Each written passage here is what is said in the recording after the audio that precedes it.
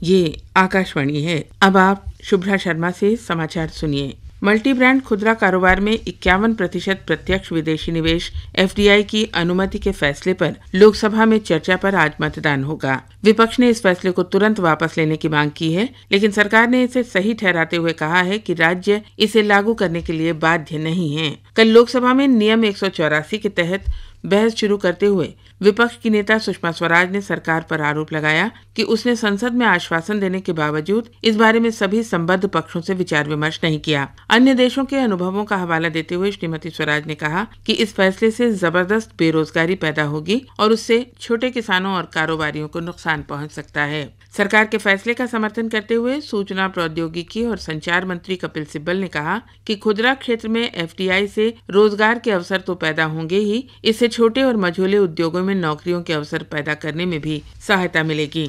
Samajwadi party के नेता मुलायम सिंह यादव ने कहा कि खुदरा क्षेत्र में प्रत्यक्ष विदेशी निवेश राष्ट्र के हित में नहीं है। बहुजन समाज पार्टी के दारा सिंह चौहान ने कहा कि जल्दबाजी में किया गया कोई भी फैसला लाभकारी नहीं होगा। DMK पार्टी के TKS इलांगोवन ने कहा कि उनकी पार्टी खुदरा क्षेत्र में FDI के विरुद्ध है, लेकिन इसके खिलाफ वोट नहीं देगी।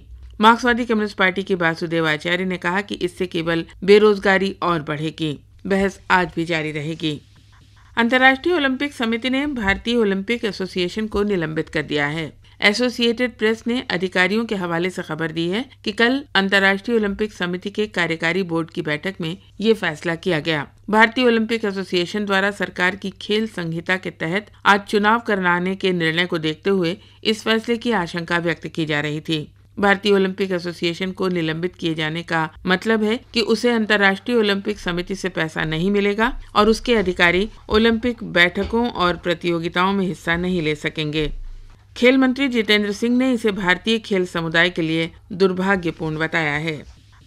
केंद्र ने कंपनियों के लिए अनिवार्य कर दिया है कि वे अपने शुद्ध लाभ की 2% राशि स्वच्छता और स्कूलों में शौचालयों के निर्माण जैसे सामाजिक दायित्वों पर खर्च करें।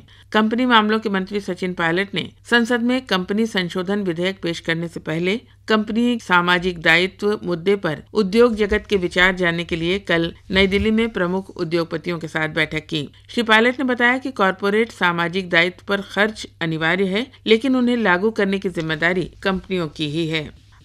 केंद्र ने उत्तर प्रदेश सरकार से राज्य में मार्च 2013 से महात्मा गांधी राष्ट्रीय ग्रामीण रोजगार गारंटी योजना मनरेगा के तहत महिलाओं की कम से कम 1/3 भागीदारी सुनिश्चित करने को कहा है। ग्रामीण विकास मंत्री जयराम रमेश ने इस बात पर गंभीर चिंता व्यक्त की है कि उत्तर प्रदेश में महज 20% महिलाएं मनरेगा गतिविधियों में हिस्सा लेती हैं, जो देश में सबसे कम है। दिल्ली सरकार ने सुश्रुत ट्रॉमा सेंटर में 4 मरीजों की मृत्यु के मामले में जांच के आदेश दिए हैं। कल ऑक्सीजन आपूर्ति अचानक बंद होने से इन मरीजों की मौत हो गई थी। इस घटना को गंभीरता से लेते हुए दिल्ली के स्वास्थ्य मंत्री डॉक्टर AK वालिया ने इसकी जांच कराने का आदेश दिया है।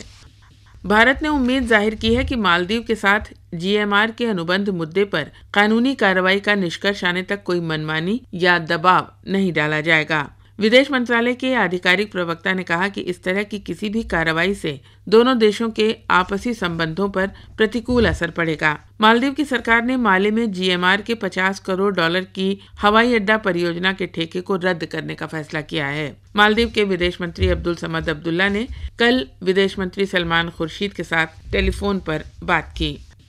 इसके साथ ही ये समाचार बुलेटिन समाप्त हुआ।